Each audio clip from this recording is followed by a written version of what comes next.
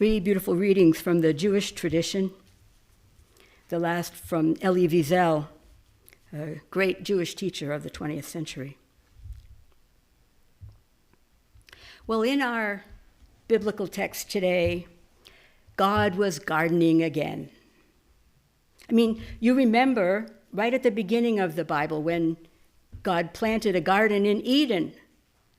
Well, we haven't heard much about God's gardening since then, but similarly, this one seems to have ended in a bit of a disaster.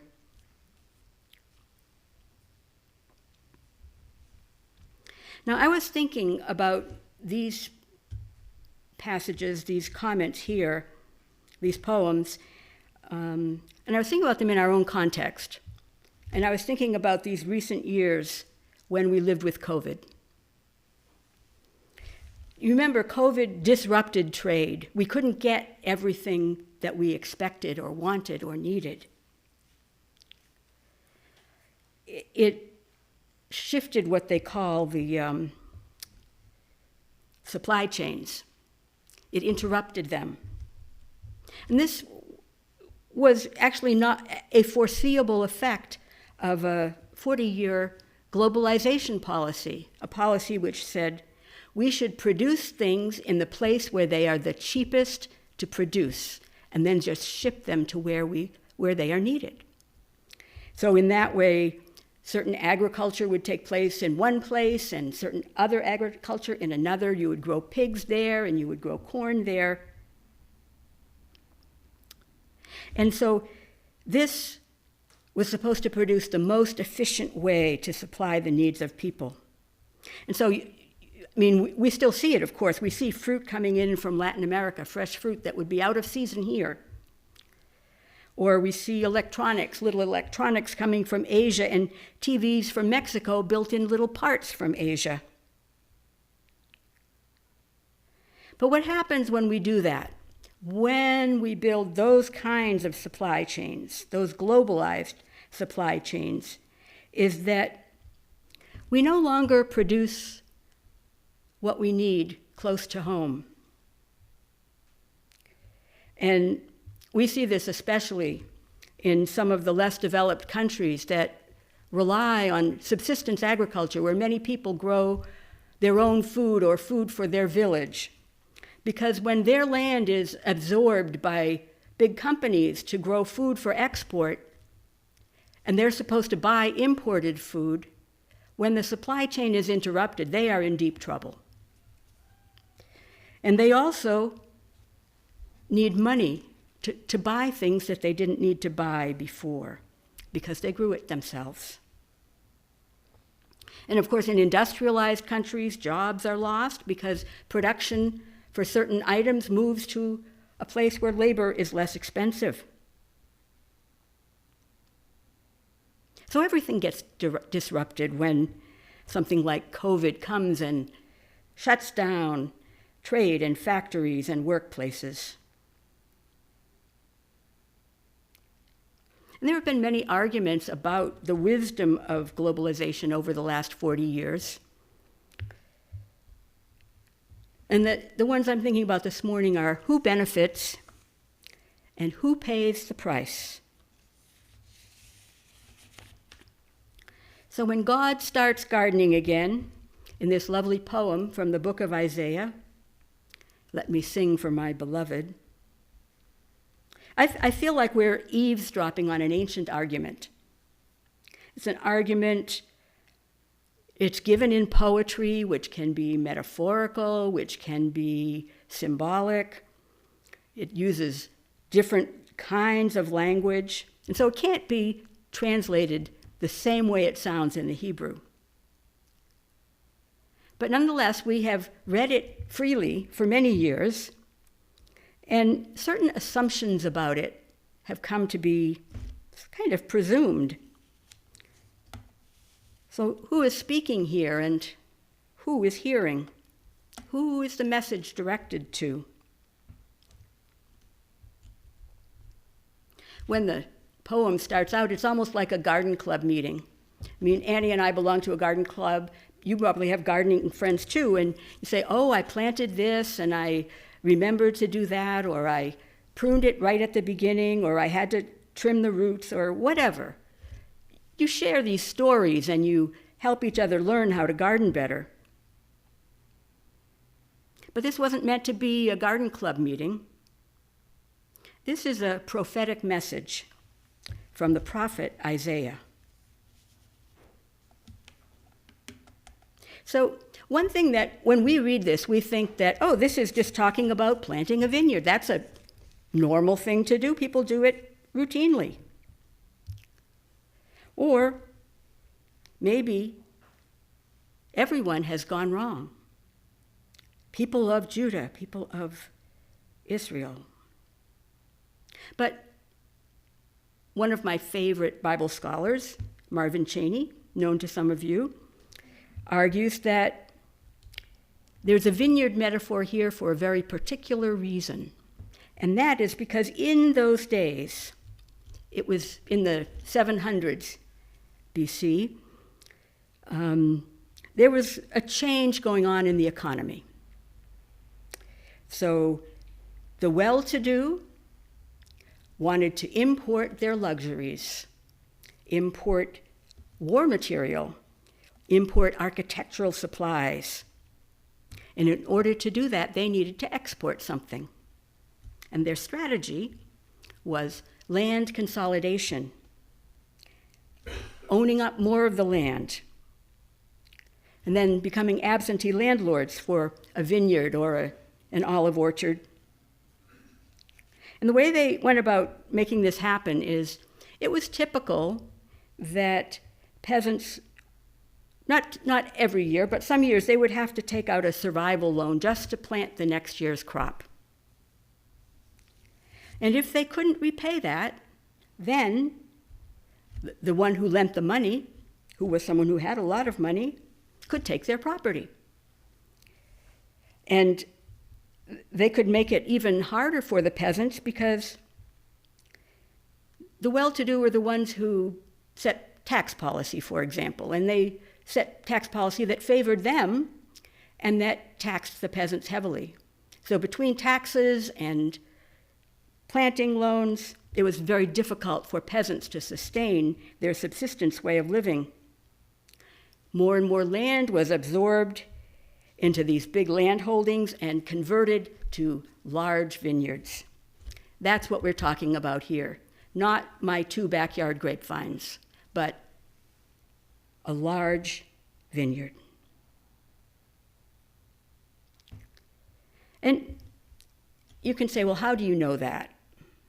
How do you know that? And there are clues in this poem and throughout the book of Isaiah and the book of Hosea and Micah and Amos. There are clues there. But archaeology has also helped provide us with some information. So it shows, for example, that there was a proliferation of these large vineyards in the 8th century, in the 700s, and many more processing facilities. So grapes, you don't grow them for the grapes, you grow them so you can make wine, and you can export that wine.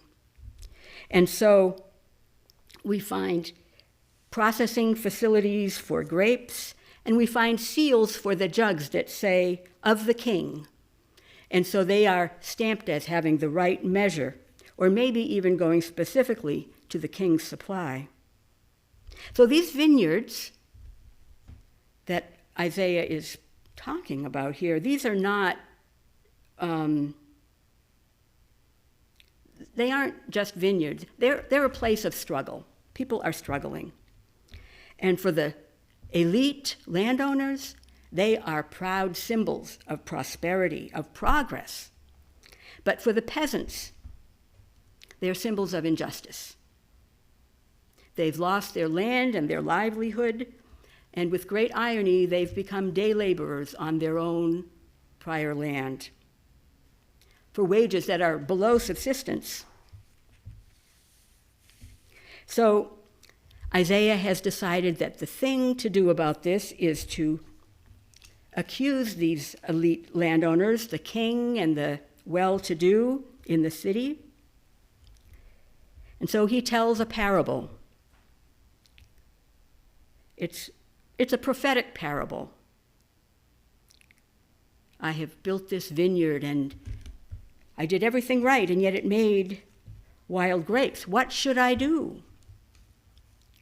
But this is also the kind of parable that is told specifically to kings and other leaders, where the king is tricked into self-judgment. You might remember a story from David's time when he had, in effect, stolen the wife of Uriah, Bathsheba. And Nathan came along and told him a parable about someone who stole someone's little lamb. And David said, he should be punished. And Nathan said, you are the man. Right? Well, that's what Isaiah is saying here. You are the man. So in this story, it sounds as if they're talking to the inhabitants or to the people, but those words, which are translated typically by inhabitants and people, really mean the one who sits on the throne. Those are the inhabitants, or the ruling elite, members of the dynasty. And the people of Judah, for example, it really says man of Judah, as in you are the man. And the house of Israel, of course, this is the dynastic house. This is the house of David. So this is a parable that in our ordinary reading we might use to judge ourselves and to say, where have I been breaking God's law? Where have I not been fulfilling my responsibilities? But Isaiah is saying to the vast majority, probably 90% of the country or more, he's not even talking to them. He's talking to the 2 or 3 or 5% who control things. There have been a couple books about poverty, contemporary poverty, that have come out in the last year. One by Mark Robert Rank and one by Matthew Desmond. One is called The Poverty Paradox. One is called Poverty by America. And both of these writers remind us that the United States has the highest rate of poverty among industrial nations and almost the most income inequality. The vast majority of Americans will experience poverty at some point in their lives. And these writers ask us a question. Why do we try to determine who is it that loses out in the great struggle for this American dream? And why do we have losers in the first place? Why have we created a system which virtually ensures that a certain percentage will live extremely difficult lives? Rank calls this structural vulnerability. He says it explains why individuals can't lift themselves out of poverty. And we saw how this works during COVID, because during COVID, we had many increased benefits. We had expanded child tax credits. We had stimulus checks. We had a moratorium on evictions. We had increased unemployment benefits. And we had more funding for food and housing. And in some ways, we even had universal health care, in that all of us could get a vaccine without paying for it. We know that healthcare debt is one of the big reasons for a lot of the poverty in our country. Even people who had good jobs and health insurance, because of the way the system is set up, find themselves in deep debt for necessary medical expenses. And of course, there have been many proposals how to resolve this. Universal health care, for example, like most industrialized countries. But here's a story of someone who had good health care insurance, who responded to this need. She had ovarian cancer, and in the process of treatment, she met many other women who had cancer. And she decided that after her death, she would lead what she called a debt jubilee. And so she had her husband paste on her social media pages, "If you're reading this, I've passed away. I'm so sorry. To celebrate my life, I've arranged to buy up others' medical debt and then destroy the debt." So what happens, there's a group called RIP Medical Debt, and they buy up medical debt. You know, when a company has a lot of debt against them, at a certain point they give up on collecting it and they sell it to a debt collector who tries whatever tricks they can to get the money out of the people who are in debt.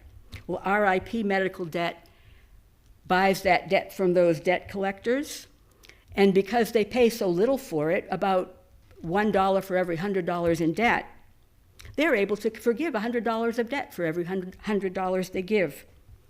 Well, so far, Casey McIntyre's cause, in just a few days, has raised $234,000, which, if you look at that number, means that through her promotion of this project, more than $2 million of medical debt will be forgiven.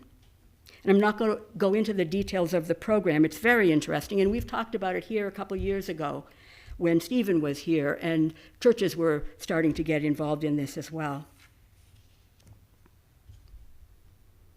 So there's an attitude toward poverty in our country that has changed over the last 60 years. During President Johnson's time, he declared a war on poverty and introduced many measures that should help poor people. But in Reagan's time, he declared a war on government, and he said that the causes of poverty are not structural, the way Johnson had seen, but it's a problem with behavior, individual human behavior, individual attitudes. And that's kind of become the overwhelming view of poverty among our policymakers, that we have to somehow get those poor people to work. But we forget that most of them work already. Most homeless people have jobs of some type, but their jobs pay so little they don't pay even a subsistence wage. And yet we've spent our last 40 policy years reducing taxes on the wealthy and on corporations so that more money goes to the corporations, and the wages of the lowest paid workers have stayed stagnant.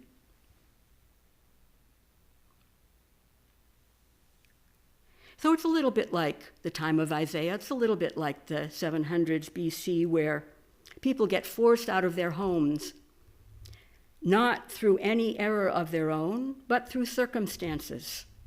The rent is raised and they can't pay it. They become sick. They lose their job. Their health insurance lapses. And then they become homeless. We wonder, is there a way that we can turn this around? And of course, both these writers give us many suggestions, and I've already pointed you to where they might be in terms of, for example, COVID relief. But here's a really interesting one I hadn't encountered before. We think that poor people lose their housing because they can't pay the rent. But one reason they can't pay the rent is that landlords have arranged to make much more profit on renting apartments to poor people than to rich people. If you're well-to-do, or you probably about, your landlord probably makes about $250 a month in profit. Middle class, probably about $225. So you would think if you live in a poor neighborhood, maybe $200. Not so. It averages $300. The rent on low-income apartments is proportionately way above the costs to landowners. And this is one of the things that leads us to homelessness. Well, I have so many notes, and I'm not even going to share them with you, but we can talk about it later, or I can point you again to those books. So we've been talking about God as a gardener.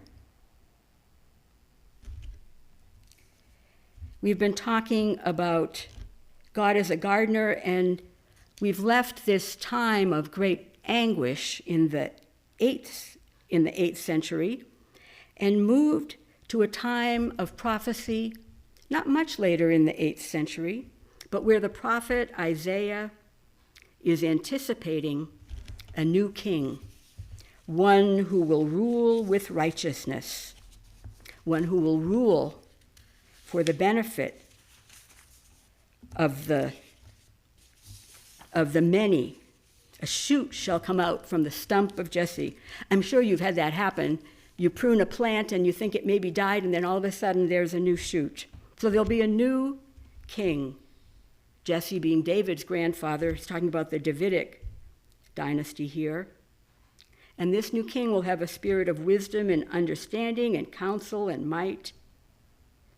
And this new king will judge with righteousness for the poor and with equity for the meek of the earth.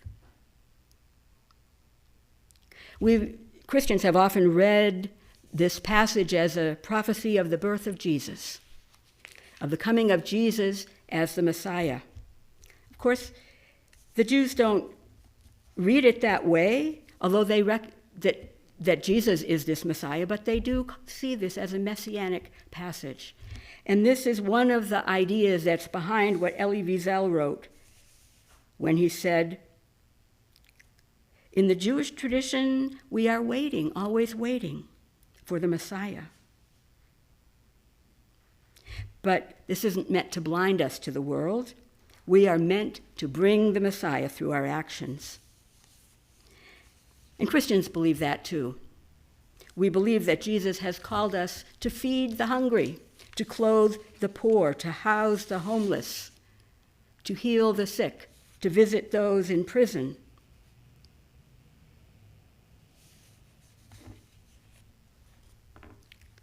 And at the end of this passage about this wise king, we have a mention of peace. Peace, something we've all been hoping for, wanting, wishing for all our lives, but especially in this time.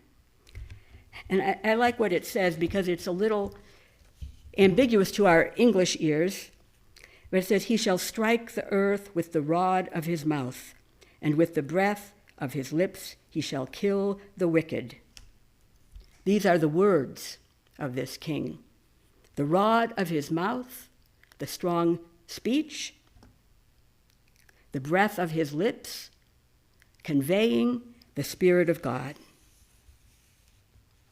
So this king brings not only relief for the poor, but relief for everyone in the form of peace.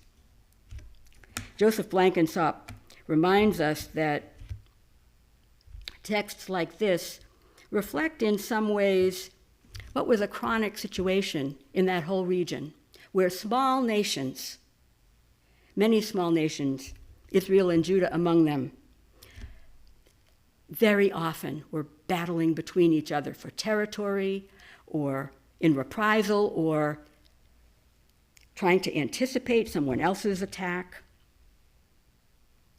And these could only end by some kind of a contract agreement, something like what's being talked about between Israel and Hamas right now, we hope. But it's interesting because in the Bible, we think that God has said through Moses that he is giving the land of Israel to the people, and that they shall lead a war of extermination and go take over that land. And that's what Joshua tries to do. So that's one of the founding myths of how you build a nation. But if we go back some generations to Abraham, we remember that Abraham negotiated for the land that he inhabited. He negotiated to purchase a tomb for his wife. He negotiated with his nephew Lot. Okay, you take that part and I'll take this part. It was a sense not of having to push other people away, but of coming and saying, I need some territory. How can we do this? A very different approach. So this is what the Messiah is expected for. To care for the poor and to end war.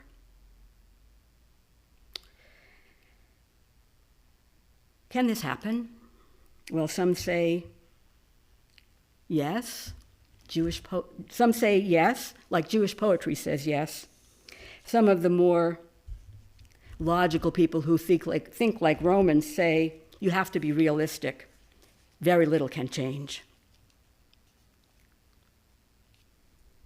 But we can read this poem in the Jewish tradition and in the Christian messianic tradition because it calls us to do what the poem is teaching, to bring peace and to care for the poor. I know that this passage and our own passages anticipate that the promise of the Messiah will come in the form of a person, maybe a king, that God's work will come through the agency of one or maybe just a few people. But this waiting for this divine king or this Messiah, it's not meant to blind us to the world. We are meant to bring about the Messiah through our actions. Elie Wiesel said, I believe in messianic moments of grace, of understanding, of reconciliation. The Messiah is a question, not an answer, a demand, not an excuse, a beginning, not an end. Not an end, a Messiah.